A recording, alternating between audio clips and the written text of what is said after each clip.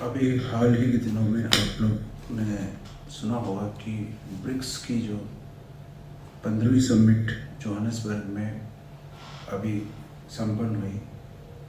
तो आज की वीडियो में हम बात करेंगे कि ब्रिक्स है क्या, इसका सिग्निफिकेंस क्या है और इस 15वीं समिट जो जोहानिसबर्ग में हुई इसमें क्या क्या इश्यूज थे जो डिस्कस किए गए, क्या क्या निर्णय लिए गए और भारत के पर्सपेक्टिव से उन निर्णयों का भारत पर क्या असर पड़ता है।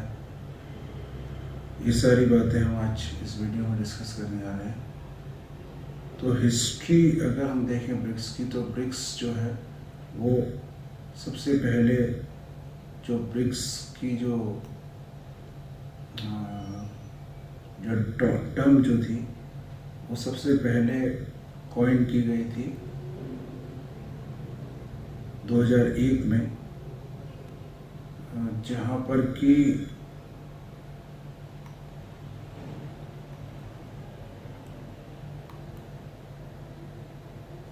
जो ये पब्लिकेशन था 2001 में, publication building better global economics, building better global economy BRICS. तो ये जो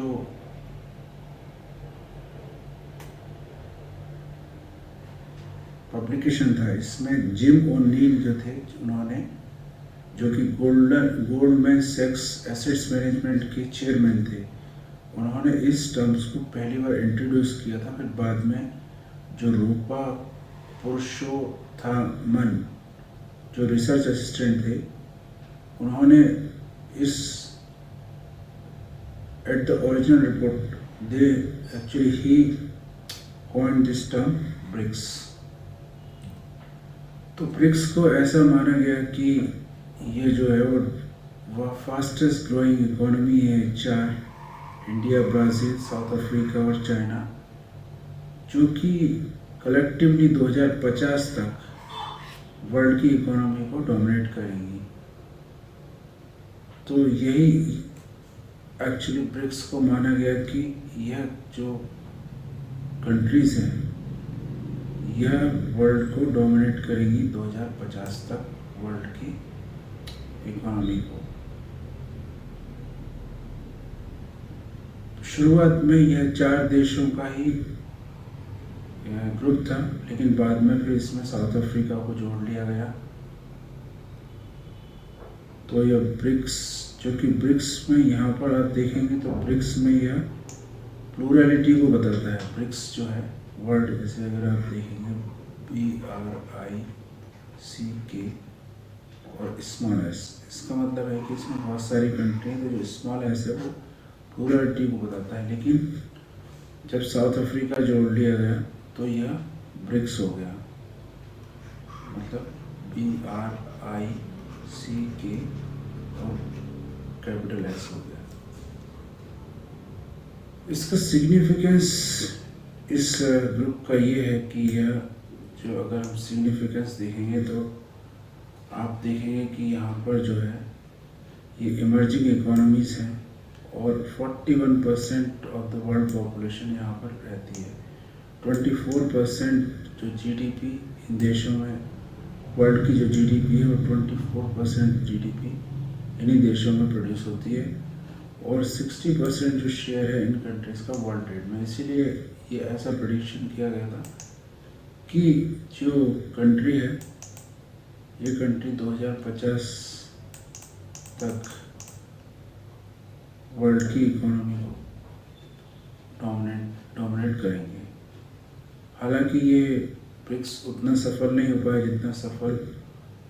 जितना लोगों ने उम्मीद की थी। इस बार की जो 15वीं ब्रिक्स समिट थी उसकी थीम थी BRICS and Africa partnership for the mutually accelerated growth, sustainable development and inclusive multilateralism. तो ये सवाल जो है थीम्स प्रीलिम्स के क्वेश्चन में पूछा जा सकता है, बहुत ज़्यादा फैक्चुअल है, तो एनालिसिस के पॉइंट ऑफ व्यू से बहुत ज़्यादा इम्पोर्टेंट नहीं है।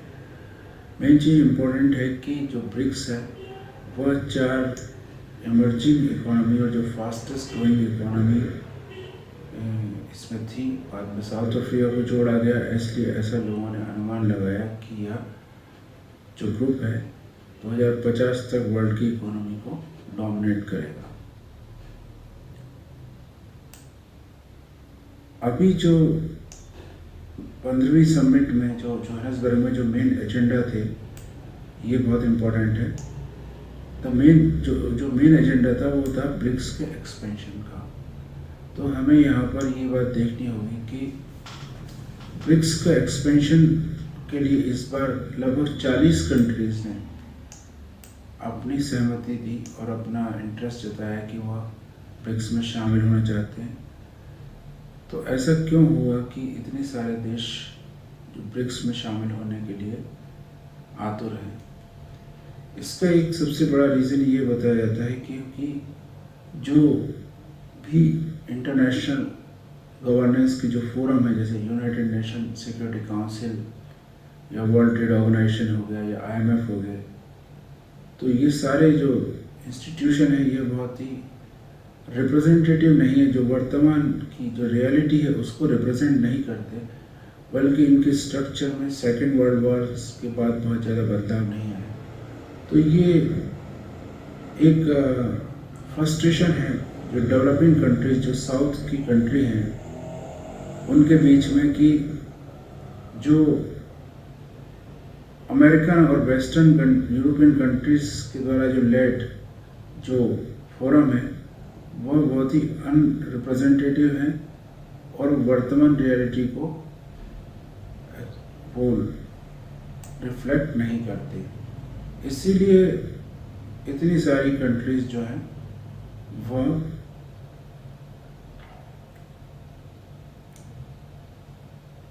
ब्रिक्स को ज्वाइन करने के लिए इंटरेस्टेड है। हालांकि ब्रिक्स भी, जैसा हमने कहा, कि उतना सक्सेसफुल नहीं रहा जितना कि लोगों ने उम्मीद की थी, क्योंकि इसमें भी जो देश हैं उनके भी जो इंटरेस्ट हैं वो बहुत ही डाइवर्जेंट हैं।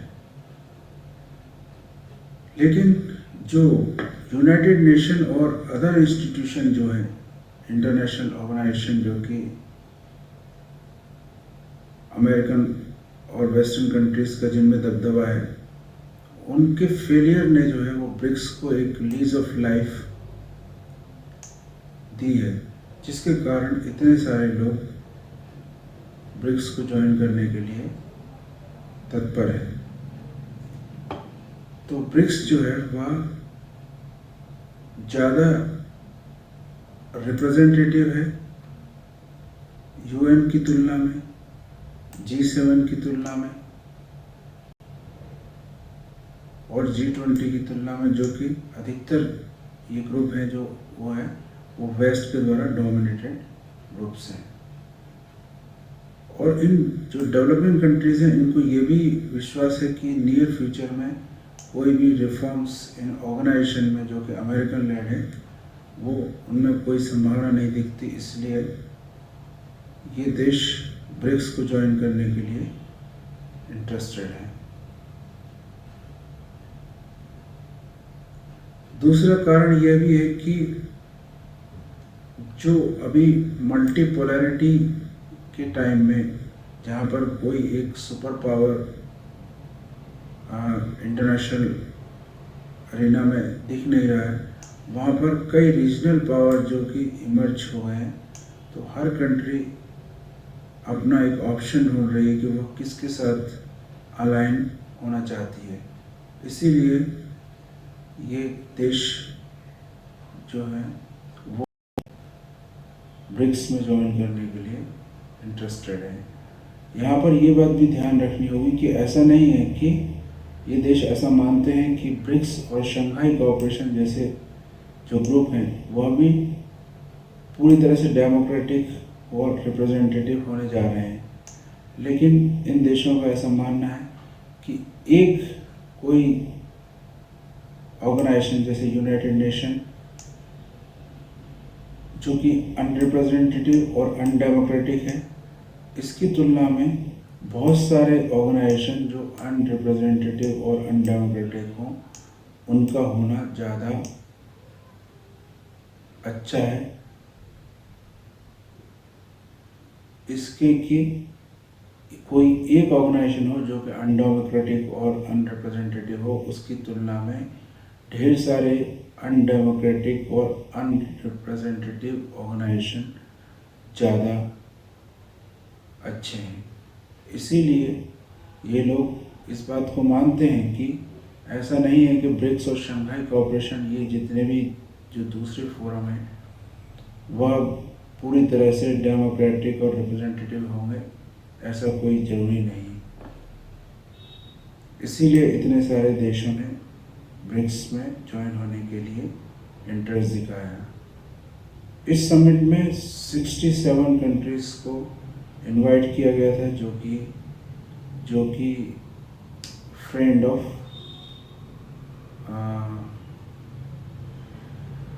ब्रिक्स कहलाते हैं।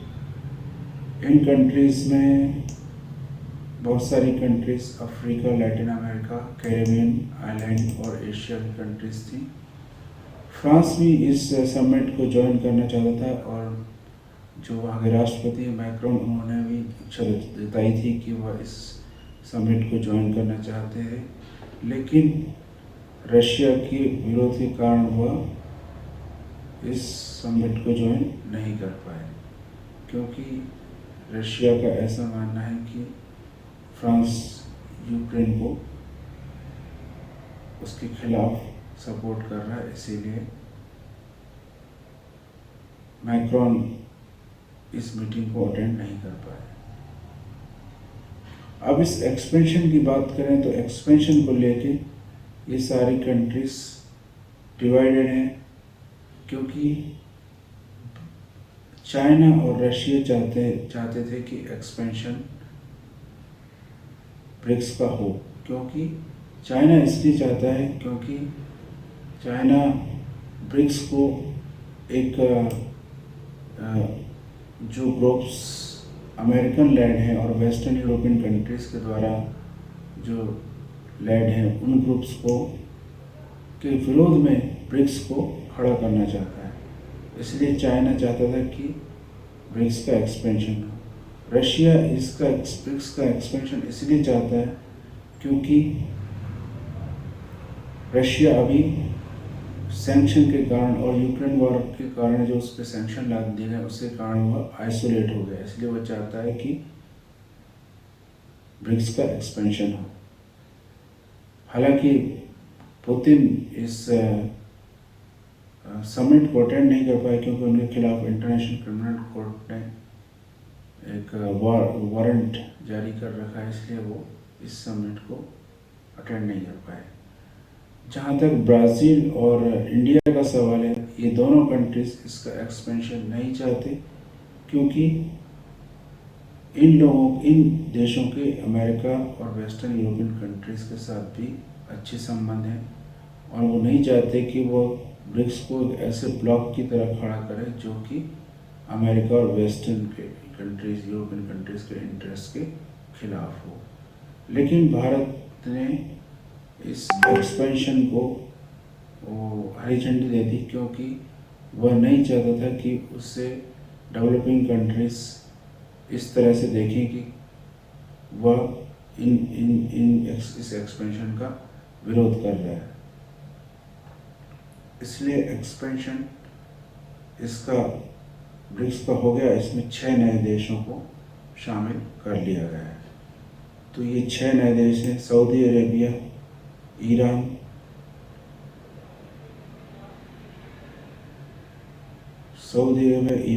यूनाइटेड अरब अमीरात, अर्जेंटीना, इथियोपिया और इजिप्ट। ये 6 देशों को इसमें ब्रिक्स में शामिल कर लिया गया है। अब इसके एक्सपेंशन से ब्रिक्स को क्या फ़ायदा या नुकसान होगा, इसके बारे में कई लोगों के अलग अलग तरह के विचार हैं। कुछ स्कॉलर्स का ये मानना है कि यह जो एक्सपेंशन है, इसका एकमात्र मोटिव चाइना के द्वारा ब्रिक्स को वेस्टर्न यूरोपियन कंट्रीज और अमेरिका के खिलाफ एक काउंटर फोरम की तरह खड़ा करना है। इसलिए इससे बहुत ज़्यादा फ़ायदा नहीं होने वाला है, क्योंकि इसमें जो कंट्रीज़ को इंक्लूड किया गया है उनके जो इंटरेस्ट हैं बहुत ही वो डाइवर्सिफाइड और डाइवर्जेंट है।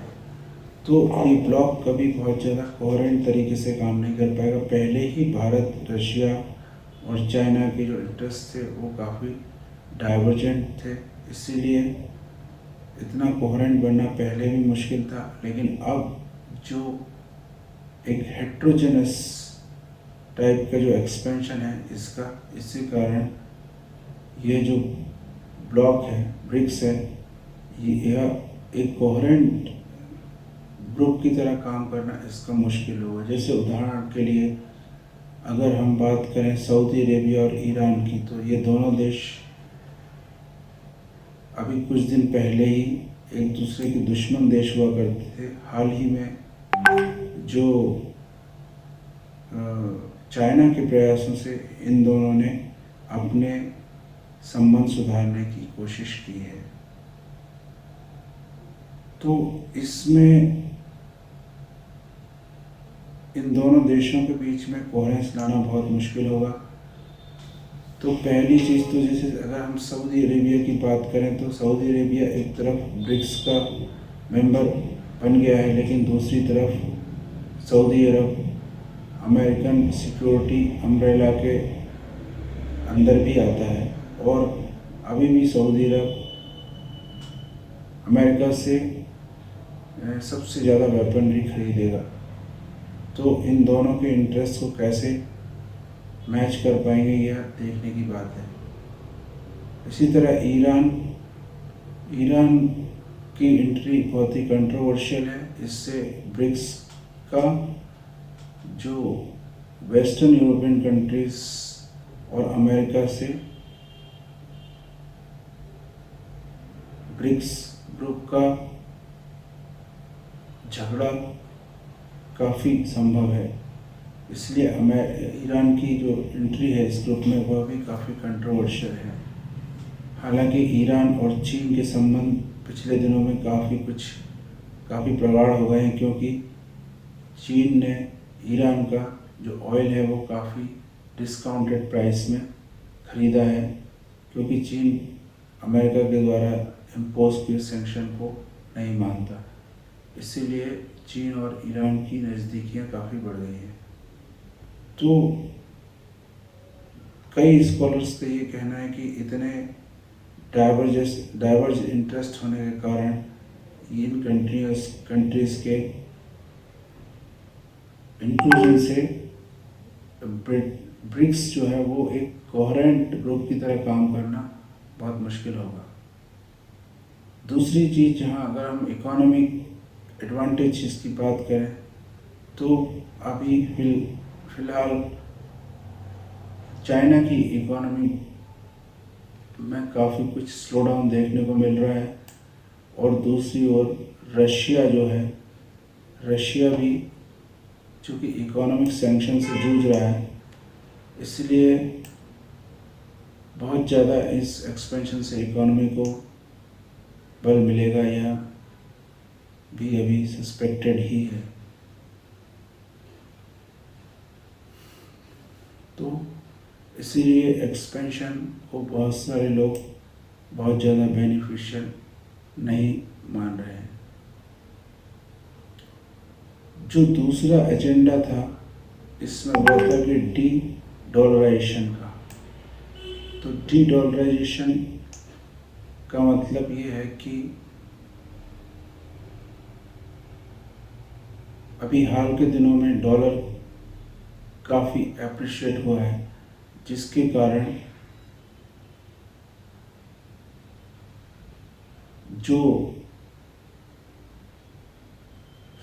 डेब्ट, जो ऋण इन देशों ने अमेरिका से ले रखा है, उस पर इंटरेस्ट देना, उसको सर्विस करना बहुत मुश्किल हो गया है। इसीलिए ब्रिक्स बैंक, हालांकि इसमें ये था, इसके एजेंडे में था कि ब्रिक्स की नई करेंसी लॉन्च करने की बात की जा रही थी, लेकिन वह करेंसी लॉन्च नहीं कर पाए, बल्कि उन्होंने ये कहा कि जो ब्रिक्स के देश हैं वो आपस में जो लोकल करेंसी है उसमें ट्रेड करें, जिससे कि उन पर फॉरेन एक्सचेंज का दबाव है वो कम किया जा सके, क्योंकि डॉलर एप्रिशिएट हो रहा है। सरकार, अमेरिका की सरकार इन्फ्लेशन को कम करने के लिए इंटरेस्ट रेट बढ़ा रही है, इसलिए डॉलर काफ़ी महंगा हो रहा है। और यही कारण है कि जो डेब्ट, जो ऋण इन देशों ने ले रखा है उसको सर्विस करना बहुत मुश्किल होता जा रहा है। इसलिए यह डी डॉलराइजेशन का मतलब है कि डॉलर जो कि अभी वर्ल्ड करेंसी है उसको, उस पर निर्भरता को ख़त्म करना और अपनी या तो लोकल करेंसी में ट्रेड करना या फिर एक नई करेंसी जो ब्रिक्स करेंसी के नाम से जानी जा रही थी उसको लॉन्च करना। हालांकि ये लोग ब्रिक्स करेंसी को लॉन्च नहीं कर पाए, लेकिन इन्होंने कहा है कि लोकल करेंसी में ट्रेड करना आवश्यक है। इसके अतिरिक्त जो है वह था कि जो ब्रिक्स बैंक है वह और दूसरे मुद्दों पर भी बात की गई, जैसे कि किस तरह से फंड रेज की जाए और किस तरह से लेंडिंग की जाए। इसके अलावा भी इकोनॉमिक कोऑपरेशन, जिसमें कि डिस्कशन है ट्रेड और इन्वेस्टमेंट अपॉर्चुनिटीज़, वह कई सेक्टर्स में से एनर्जी कोऑपरेशन, इंफ्रास्ट्रक्चर डेवलपमेंट और डिजिटल इकोनॉमी और जॉब मार्केट में किस तरीके से ट्रेड एंड इन्वेस्टमेंट की अपॉर्चुनिटीज़ को तलाशा जाए, ये सब बातें भी डिस्कस हुई। तो अब आखिर में हम बात करेंगे कि भारत की स्थिति इन सब डेवलपमेंट को लेकर क्या बनती है। भारत ब्रिक्स को लेकर काफ़ी डायलेमा में है, क्योंकि भारत यह नहीं समझ पा रहा, या हम ये कहें कि भारत को के सामने दुविधा यह है कि वह किस ग्रुप को ज्वाइन करे, किस ग्रुप का पार्ट है। जैसे वो अगर हम देखेंगे तो भारत ब्रिक्स का भी पार्ट है, भारत शंघाई कोऑपरेशन का भी पार्ट है, भारत G7, G20 और क्वाड का भी पार्ट है। तो यह बहुत मुश्किल होता है कि कुछ इसमें से ऑर्गेनाइजेशन है जो कि रशिया और चाइना के द्वारा इन्फ्लुएंस्ड है, और अधिकतर ऑर्गेनाइजेशन जो है वो वेस्टर्न यूरोपियन कंट्रीज़ और अमेरिका उनको लीड करता है। तो भारत को के सामने ये दुविधा ये है कि दोनों में इनमें समन्वय कैसे बना जा सके। तो ये समझना बहुत मुश्किल है कि इंडिया किस ब्लॉक को बिलोंग करता है। अगर इंडिया को हम एक शंघाई कोऑपरेशन और ब्रिक्स और ग्लोबल साउथ प्रोजेक्ट के मेंबर के रूप में अगर देखें तो इसका मतलब ही यह है कि वह IMF, वर्ल्ड बैंक और यूनाइटेड नेशन जैसे संगठनों का विरोधी है। लेकिन इंडिया का ऑब्जेक्टिव यह नहीं होना चाहिए कि ब्रिक्स को वह एक ऐसे फोरम के रूप में खड़ा करे जो कि एंटी US और एंटी वेस्टर्न यूरोपियन कंट्री हो। इंडिया जो है जोग्राफिकली तो इंडिया शंघाई कोऑपरेशन और ब्रिक्स को ही बिलोंग करता है, क्योंकि भारत भी एक साउथ डेवलपिंग कंट्रीज़ में आता है, साउथ की जो कंट्रीज़ हैं उसके अंदर आता है। लेकिन इंडिया के जो इंटरेस्ट हैं वह उन फोरम्स में भी हैं जो कि US और वेस्टर्न यूरोपियन कंट्रीज़ के द्वारा लेड हैं। इसलिए इस तरह की सिनेरियो में भारत की दुविधाएं बढ़ जाती हैं, और भारत या तो इस तरह के सिनेरियो में या तो भारत जब एक ब्रिज के रूप में काम कर सकता है, क्योंकि इन दो ग्रुप में यदि कोई टसल होती है तो भारत या तो एक ब्रिज के रूप में काम करेगा या फिर वो इन दोनों के बीच की टसल में एक विक्टिम बन के रह जाएगा। तो ये दो और भारत के सामने समस्याएं आ सकती हैं, क्योंकि हाल में क्या हो रहा है कि जो भी ऑर्गेनाइजेशन जिसमें भी रशिया और चाइना उसके मेंबर हैं, उन ऑर्गेनाइजेशन को अमेरिका के अगेंस्ट उन ऑर्गेनाइजेशन के खिलाफ खड़ा किया जा रहा है जो कि अमेरिका के द्वारा लीड किए जाते हैं। तो ऐसे में भारत की स्थिति बहुत ही दुविधापूर्ण हो जाती है और भारत को बहुत ही बैलेंसिंग एक्ट ऐसे समय में करना होगा। हालांकि भारत ने शुरू से ही यह कहा है कि वह किसी भी तरह की ब्लॉक पॉलिटिक्स के खिलाफ है। अब यहाँ पर एक बात और समझने की बात है कि अगर भारत, जैसे कि हमने देखा अभी तक कि भारत अगर ब्रिक्स या शंघाई कोऑपरेशन का मेंबर होता है तो एक तरह से वह